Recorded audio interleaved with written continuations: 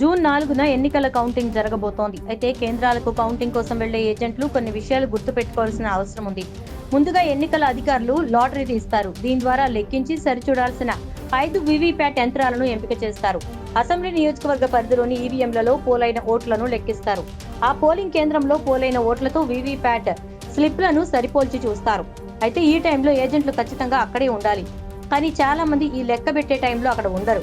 ఎందుకంటే తర్వాత కౌంటింగ్ టైంలో తినడానికి తాగడానికి అవకాశం ఉండదు అని బిస్కెట్లు అవి ఇస్తారు.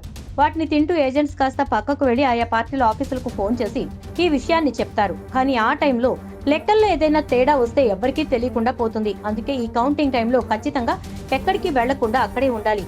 వీవీప్యాట్ అంటే original verified paper audit trial లో ఎన్ని ఓట్లు వచ్చాయా లేదా అనేవి ఈవీఎంలలో ఓట్లతో కలిపి సరిపోల్చి చూసుకోవాలి. లెక్క సరిపోతే సమస్య లేదు. కానీ ఒకవేళ లెక్క తేడా వస్తే కంప్లైంట్ రాసి అది కౌంటింగ్ లోకి రాకుండా చూసుకోవాలి. ఇక కౌంటింగ్ రోజున రాష్ట్ర వ్యాప్తంగా భద్రతా చర్యలకు కట్టుదిట్టం చేశారు పోలీసులు. అల్లర్లు జరిగే అవకాశాలున్న పల్నాడు, చిత్తూరు, అనంతపురం ప్రాంతాల్లో పోలీసుల బందోబస్తు పెంచారు. ఓట్ల లెక్కింపు కేంద్రాల దగ్గర ఆంక్షలు కఠినంగా అమలు చేస్తామన్నారు.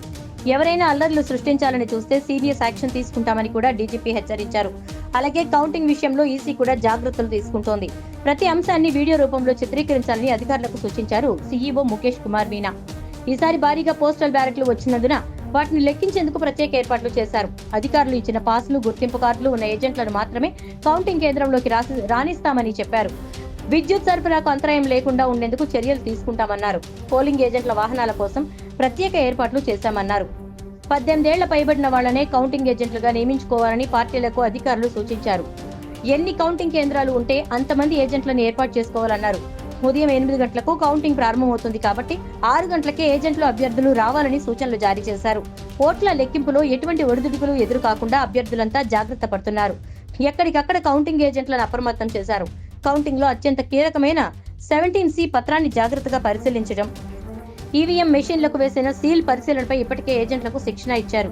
ప్రతి విషయాన్ని క్షుణ్ణంగా ఆలోచించి నిర్ణయం తీసుకోవాలని, ఓట్ల లెక్కింపులో జాగ్రత్త వహించాలని వివరించారు.